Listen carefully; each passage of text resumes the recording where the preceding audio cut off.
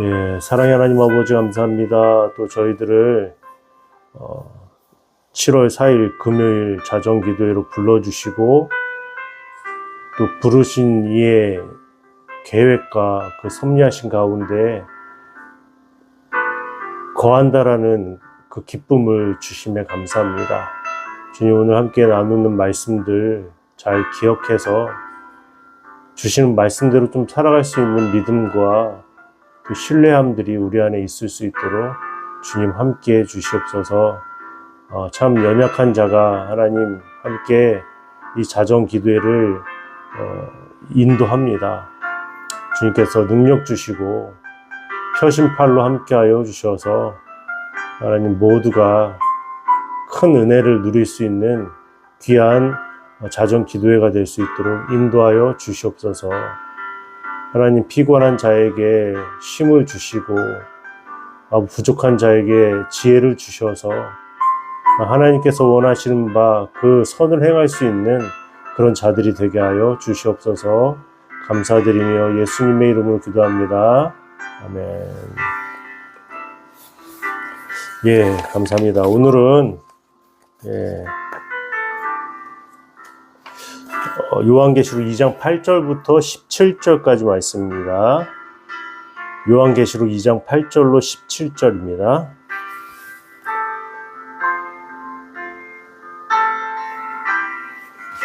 예, 두 교회가 나오죠. 서문화 교회와 버가모 교회. 제가 읽어보도록 하겠습니다. 8절입니다. 서문화 교회의 사자에게 편지하라. 처음이며 마지막이요 죽었다가 살아나신 이가 이르시되 내가 내 환난과 궁핍을 알거니와 실상은 내가 부요한 자니라. 자칭 유대인이라 하는 자들의 비방도 알거니와 실상은 유대인이 아니요 사탄의 회당이라. 너는 장차 받을 고난을 두려워하지 말라. 볼지어다 마귀가 장차 너희 가운데에서 몇 사람을 옥에 던져 시험을 받게 하리니 너희가 10일 동안 환난을 받으리라. 내가 죽도록 충성하라. 그리하면 내가 생명의 관을 내게 주리라. 귀 있는 자는 성령이 교회들에게 하시는 말씀을 들을지어다. 이기는 자는 둘째 사망의 해를 받지 아니하리라. 버가모 교회의 사자에게 편지하라. 좌우의 날성 검을 가지신 이가 이르시되 내가 어디에 사는지를 내가 아노니 거기는 사탄의 권자가 있는 데라. 내가 내 이름을 굳게 잡아서 내 충성된 증인 안디바가 너희 가운데 곧 사탄이 사는 곳에서 죽임을 당할 때에도 나를 믿는 믿음을 저버리지 아니하였도다. 그러나 내게 두어 가지 책망할 것이 있나니 거기 내게 발람의 교훈을 지키는 자들이 있도다. 발람이 발락을 가르쳐 이스라엘 자손 앞에 걸림돌을 놓아 우상의 제물을 먹게 하였고 또 음행하게 하였느니라. 이와 같이 내게도 니골라 당의 교훈을 지키는 자들이 있도다. 그러므로 회개하라. 그리하지 아니하면 내가 내게 속히 가서 내 입에 검으로 그들과 싸우리라. 귀 있는 자는 성령이 교회들에게 하시는 말씀을 들을지어다. 이기는 그에게는 내가 감추었던 만나를 주고 또 흰 돌을 줄 터인데 그 돌 위에 새 이름을 기록한 것이 있나니 받는 자 밖에는 그 이름을 알 사람이 없느니라. 아멘.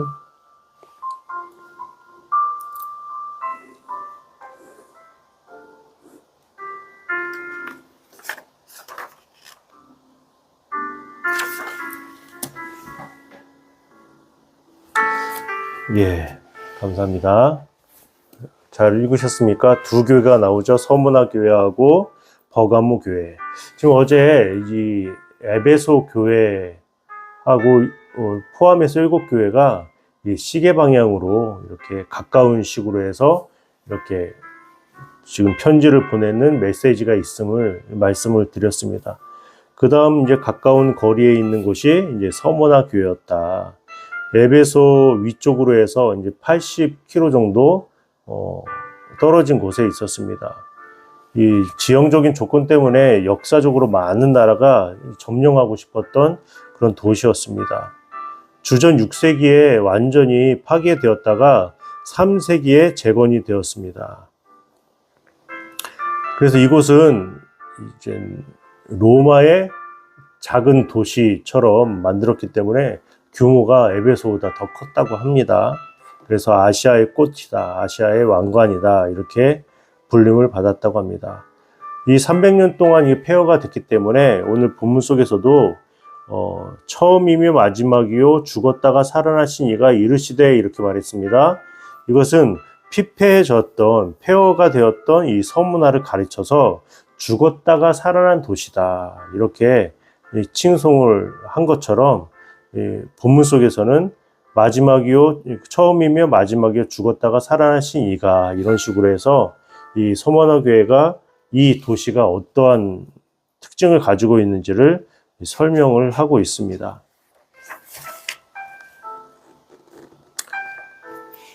그래서 이 서문화 교회는 특징적인 것이 무엇이냐면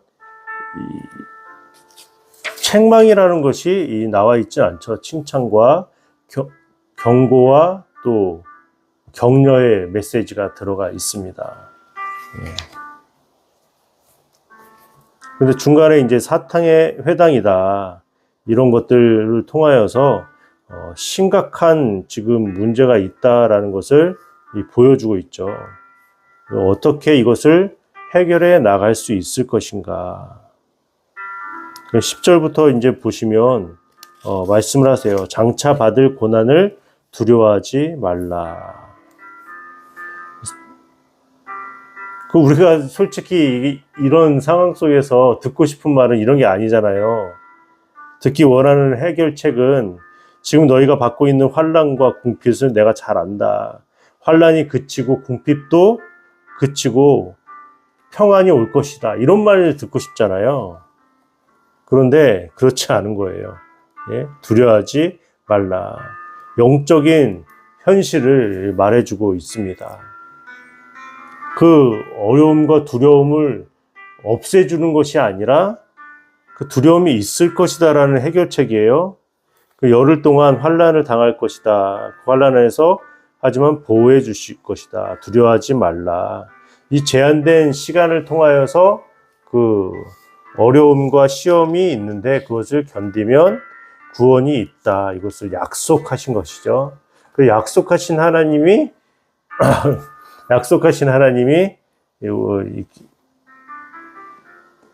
격려가 되는 것이죠. 격려가 되는 것입니다. 이 10일 동안이라고 말하는 것이 이제 문자적인 10일 이렇게 바라보는 것은 좀 어려움이 있고, 또 상징적인 이제 제한의 시간들이라고 볼 수가 있죠. 딱 10일을 못 박아서 말씀하시는 것이 아니라 그만큼 제한된 시간 안에 고난을 받을 것이다, 환난을 당하게 될 것이다 라는 것을 강조하고 있음을 우리가 보아야 합니다. 또 이제 버가모 교회에게 보내는 메시지가 12절부터 17절까지 나와 있잖아요. 이 버가모는 로마 제국에서 아시아의 수도의 역할을 했습니다. 아시아의 수도였어요. 그 에베소나 서모나 교회에 비해서, 이 도시에 비해서요, 뭐 경제적이고 문화적인 것들은 좀 떨어집니다. 떨어졌어요. 그렇지만 이 정치, 종교적인, 문화적인 것, 이런 것들을 통해서는요, 엄청 중요한 도시 중에 한 도시였습니다. 에베소 교회가 정말 많으면 15만 명 정도 됐다 그러는데 거기는 더 많았었어요. 20만 명이 넘었다. 로마 제국에서 5번째로 컸던 도시였다라고 말을 합니다. 또 행정력을 가지고 있었고요. 또 버가모의 정치인들은요, 합법적으로 사형을 행할 수 있었다라고 말을 합니다. 그만큼 정치적인 그런 도시였다. 그래서 이 버가모에게는 처형을 할 수 있고 사형을 선고할 수 있는 이 정치적인 어떤 큰 도시였기 때문에 버가모에게는 로마의 검이 주어졌다, 이렇게 말을 합니다. 그래서 오늘 본문 속에서도요, 지금 나와 있잖아요. 회개하라, 그러지 아니하면 내가 속히 가서 내 입의 검으로 그들과 싸우리라. 또 앞에는 뭐라고 말씀하세요? 좌우에 날쌘 검을 가지신 이가 이르시되, 이렇게 말씀하신 거예요. 특징적인 것을 말씀하신다는 것이죠. 예. 칼은 무엇입니까? 이 황제의 권위를 나타내는 것입니다. 황제의 권위를 나타내요. 이 칼의 권리를 통하여서 강력한 힘을 작용시키는 것인데, 근데 여기서 말씀하시는 것은 예수님의 그 능력은 그것보다 더 강력하다는 것을 말해주고 싶은 것입니다. 영적인 생명과 죽음을 관장하는 예수님의 권위는 폭력을 행사하는 것으로부터 오는 것이 아니라 무엇을 통해서 오냐면 희생을 통해서 온다. 굉장히 중요한 말씀이죠. 희생을 통하여서 온다라고 말씀을 하고 있습니다. 그래서 그 당시는 이 해발 300m에 세워져 있었기 때문에요, 이 많은 신전들이 있었다고 합니다. 웅장하게 세워져 있었죠. 그래서 그곳은 사탄의 그 권자가 있다라고 말을 하고 있는 것입니다. 정치적이고 종교적인 곳이기 때문에 참 힘들었겠죠. 교회가 힘을 낸다고 하지만 이 사회적인, 어떤 정치적인, 종교적인 그런 상황 속에서 계속 짓눌려 있었다라는 것을 알 수가 있습니다. 하지만 그 가운데 안디바의 순교의 모습을 보여줍니다. 믿음을 버리지 않았다. 이렇게 말씀을 하고 있어요. 많은 이야기가, 이 안디바의 이야기가 나와 있는데요. 그것이 이제 성경에서는 어떤 내용이다라고 자세하게 설명되어 있지 않기 때문에 우리가 굳이 이 사람이 어떤 식으로 죽었는지까지는 말할 필요는 없을 것 같아요. 그런데 이런 이 순교하는 자들이 믿음을 끝까지 버티면서 교회를 지켰다라고 이 말을 하고 있습니다. 그러면서 책망받았던 내용들을 설명을 하는데요. 이 발람의 가르침과 니골라 당의 가르침을 따랐기 때문이다라고 말을 합니다. 민수기 22장부터 24장까지 나와 있는데 모압 왕이 발락이었어요. 헷갈리죠? 발락과 발람. 발락인데 이스라엘 자손들을 저주하고 약속의 땅으로 들어오지 못하게 해달라고 예언자 발람을 부른 거예요. 그런데 하나님께서 발람이 이스라엘을 저주하는 것을 막으셨죠. 저주하지 못하자 이 발람은 발락을 시켜가지고요, 이스라엘 자손 앞에 올무를 놓게 합니다. 우상의 제물을 먹게 하고 음란한 일을 행하게 하는 거예요. 하나님께서는 내가 저주를 퍼부어야 되는데 저주하지 말라고 하니까 오히려 그 모압 왕 발람을 통하여서 그 꾀를 냈다라는 것이죠. 우상 숭배와 음행이었다. 여러분, 이 버가모 교회가 책망받았던 것은 무엇이냐면 계속 믿음을 가지고 나아가고 있는데 고난을 당하고 핍박을 당하고 어려움을 당하니까 자연스럽게 이 도시 안에 있는 것들과 동화되어지기 시작하는 거예요. 그 자기 정체성을 지키지 못하고 주변 어떤 문화적인 것으로 흡수되고 말았다는 것입니다. 그들은 직접적으로 자기들을 위협하는 로마 제국과 힘에 맞서서 싸웠지만 보이는 것에 대해서 계속 싸웠어요. 방비하고 그 방해에 있어서 그 대처하고 그랬는데 중요한 것은 내부적인 문제라는 거예요. 가치관.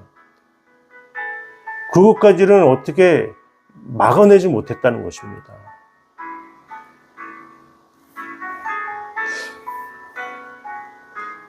조금씩 그 큰 로마 제국의 영향을 계속 받고 있었다는 거예요. 그래서 회개치 아니하면 날카로운 양날의 칼, 그분의 입에서 나오는 칼을 가지고 세상과 타협하는 자들과 싸우겠다, 이렇게까지 말씀을 하고 계신 거예요. 또 흰돌이 나오잖아요. 흰돌에 주어져 새 이름을 기록하게 될 것이다. 예. 이 흰돌은 이 고대의 어떤 풍속을 말을 한다고 합니다. 두 친구가 헤어질 때요, 서로에게 주는 풍습이 있었다고 합니다. 상징적인 것이죠. 또 서로의 우정이 그 돌이 다 닳아 없어질 때까지 전혀 문제가 있지 않을 것이다. 이런 말들을 하는 거예요. 그런 것처럼 지금 기록되어져 있는 것을 통하여서 예수님께서 준 이 흰 돌에는 예수님 안에 찾는 나의 새 이름이 적혀져 있다. 정체성을 말하는 것이죠. 새로운 어떤 약속을 말하고 있는 것입니다. 그래서 우리가 이 오늘 말씀을 통하여서 깨닫는 바가 무엇입니까? 우리가 교회를 섬기고 또 교회가 성장해 나갈 때 여러 가지 어려움들이 분명히 있다라는 것이죠. 어려움 없는 교회가 어디 있겠어요? 예. 또 환난과 궁핍, 여러 가지 문제들이 늘 존재하는데 늘 칭찬만 받고 격려만 받으면 좋겠지만 책망도 받게 된다는 거예요. 그런데 책망을 받았을 때 어떻게 대처를 해야 되는가? 지금 에베소 교회도 그렇고 이 버가모 교회도 그렇고요. 회개하라라고 말씀하시잖아요. 단호하게 말씀하시는 것입니다. 회개하라. 지금 너희가 잘못한 것에 있어서는 회개해야 된다. 그것이 가장 빠른 것이다라고 말씀을 하고 계신 거예요. 예. 그래서 우리가 먼저 세 가지 기도하도록 하겠습니다. 이 교회의 영광을 드러내는 고난이 있다라고 말씀을 하고 있습니다. 예. 서문화 교회 참 어려운 교회였습니다. 가난하고 핍박을 받는 공동체였습니다. 그런데 주님께서는 그렇게 말씀하시지 않습니다. 실상은 부유한 자다. 이 교회의 진정한 가치는 외적인 안정이 아닙니다. 세상적인 명예에 있지 않습니다. 오히려 고난 가운데서요, 신실함을 지키는 데 있다는 것입니다. 우리가 얼마나 신실한가.